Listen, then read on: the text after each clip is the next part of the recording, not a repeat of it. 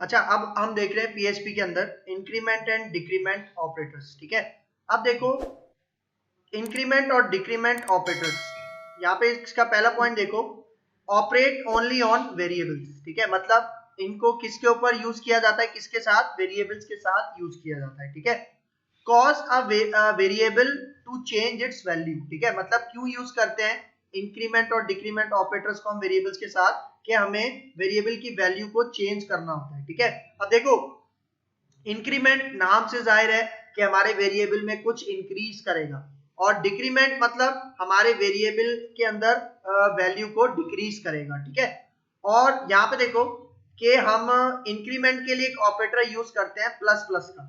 ठीक है, और डिक्रीमेंट के लिए हम एक ऑपरेटर यूज करते हैं माइनस माइनस का। ठीक है, तो यहाँ पे आके इसको वेरिएबल्स के साथ किस तरह से अप्लाई किया जाता है इसको देखते हैं। ठीक है, मैं यहाँ पे आता हूं और अपने ब्रैकेट्स में, ठीक है, यहाँ पे मैं एक वेरिएबल डिक्लेयर करता हूं ए, और इसको मैं इनिशियलाइज कर देता हूं 5 से। ठीक है, और अब यहाँ पे इसको प्रिंट करवाता हूं, और प्रिंट करवाते वक्त, ठीक है, मतलब ये जो ए है इसको प्रिंट करवाते वक्त मैं क्या कर रहा हूं, यहाँ पे मतलब जो वेरिएबल है उसके आगे प्लस प्लस प्लस प्लस लगा रहा हूं। तो देखो यहाँ पे जो मैंने ये इंक्रीमेंट ऑपरेटर लगाया है, ठीक है, इससे होगा पता है क्या है, देखो मेरे पास ए के अंदर वैल्यू क्या है 5, और इंक्रीमेंट ऑपरेटर हमेशा 1 प्लस कर देता है।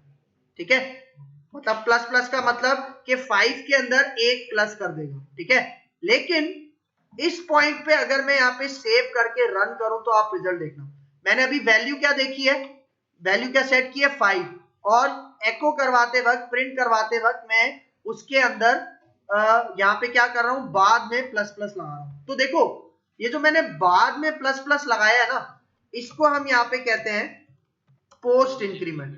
क्या कहते हैं, पोस्ट इंक्रीमेंट। ठीक है, तो देखना अगर मैं यहाँ पे आके सेव करूं और अपने ब्राउजर के ऊपर इसको रन करते हैं, यहाँ पे देखो क्या रिजल्ट आ रहा है, वही 5 ही रिजल्ट आ रहा है। मतलब हमारे पास इंक्रीमेंट नहीं हुआ, हमारे पास इंक्रीमेंट पता है कब होगा, एक स्टेप के बाद में। मतलब जहां पे मैंने यहाँ पे इसको कॉल करवाया, कॉल करवाते वक्त मैंने इसको इंक्रीमेंट कर दिया ना, तो यहाँ पे अब अगर मैं इसके नीचे आके यहाँ पे खाली ए प्रिंट करूं, और इससे पहले मैं एक लाइन ब्रेक लगा लेता हूं। ठीक है, इस तरह से, तो देखो इस पॉइंट पे, इस लाइन पे क्या रिटर्न हो रहा था 5, और मैंने कौन सा ऑपरेटर यूज किया है, पोस्ट इंक्रीमेंट। पोस्ट इंक्रीमेंट क्या करेगा देखना है, यहाँ पे आता हूं और इसको अब रिफ्रेश करता हूं, तो देखो बाद में इसने एक इंक्रीमेंट कर दिया, पोस्ट मतलब बाद में, सही है, तो ये बाद में क्या कर रहा है, इंक्रीमेंट कर रहा है। ठीक है, मतलब देखो यहां पे ये प्लस प्लस लगाने से होता क्या है, देखो पहले वो वेरिएबल प्रिंट करवा रहा है, उसके बाद एक ऐड कर रहा है।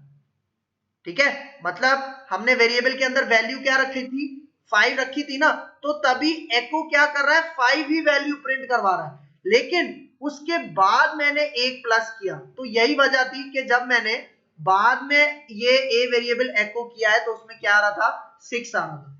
ठीक है, तो ये होता है पोस्ट इंक्रीमेंट। पोस्ट इंक्रीमेंट में हम वेरिएबल के बाद में क्या लगाते हैं, प्लस प्लस लगाते हैं। ठीक है, अच्छा एक पॉइंट याद रखना कि ये जो इंक्रीमेंट और डिक्रीमेंट ऑपरेटर्स है ना, ये हमारे पास यूनरी ऑपरेटर्स कहलाते हैं। कौन से ऑपरेटर्स, यूनरी ऑपरेटर्स। हमने जब ऑपरेटर शुरू किया था मैंने क्या बताया था कि 3 टाइप के ऑपरेटर्स होते हैं, यूनरी, बाइनरी और टर्नरी। ठीक है, यूनरी जो ऑपरेटर्स होते हैं, ठीक है, वो एक ऑपरेंड के साथ काम करते हैं, तो मतलब ये हमारा एक ही वेरिएबल मैंने बनाया ना, मतलब एक ऑपरेंड है, और ऑपरेटर कौन सा है, प्लस प्लस। तो ये प्लस प्लस यूनरी ऑपरेटर्स किस तरह से, क्योंकि ये एक ऑपरेंड के ऊपर अप्लाई किए जा रहे हैं, सही है, तो तभी इसको यूनरी ऑपरेटर कहा जा रहा है। हमने अरिथमेटिक ऑपरेटर्स पढ़े थे, उसको बाइनरी ऑपरेटर्स हम कह रहे थे। ठीक है, क्यों, क्योंकि जिस तरह प्लस था, प्लस को 2 ऑपरेंड लाजमी चाहिए, ठीक है, तभी उसको बाइनरी ऑपरेटर्स कहा जा रहा था।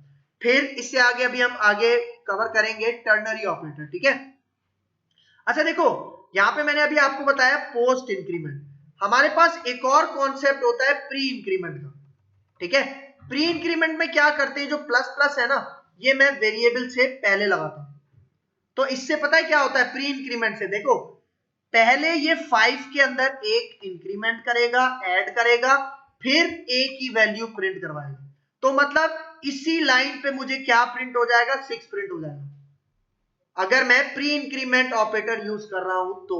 ठीक है, तो देखो यहां पे अगर मैं आऊं और इसको रिफ्रेश करता हूं तो देखो अब फर्स्ट स्टेटमेंट में 6 आ गया। ठीक है, क्योंकि अब मैं प्री इंक्रीमेंट कर रहा था। प्री इंक्रीमेंट में क्या होता है कि पहले एक नंबर ऐड होता है और उसके बाद वैल्यू प्रिंट होती है। ठीक है, ये प्री इंक्रीमेंट है।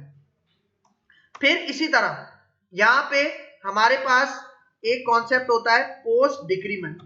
क्या होता है, पोस्ट डिक्रीमेंट। और डिक्रीमेंट के लिए हम कौन सा सिंबल यूज करते हैं, माइनस माइनस। तो देखो यहां पे भी मतलब इस पॉइंट में क्या होगा कि पहले वेरिएबल की वैल्यू प्रिंट होगी और उसके बाद उस वैल्यू में से 1 को माइनस किया जाएगा। मतलब इस पॉइंट पे मतलब ये जो लाइन है यहाँ पे 5 ही प्रिंट होगा, लेकिन उसकी नेक्स्ट लाइन में 5 में से 1 माइनस हो जाएगा। ठीक है, तो यहाँ पे अगर मैं इसको सेव करूं और रिफ्रेश करूं तो देखो ऊपर तो 5 ही प्रिंट हो रहा है, लेकिन पोस्ट डिक्रीमेंट था तो नीचे आके उसने एक उसमें से माइनस कर दिया। ठीक है, ये तो है पोस्ट डिक्रीमेंट।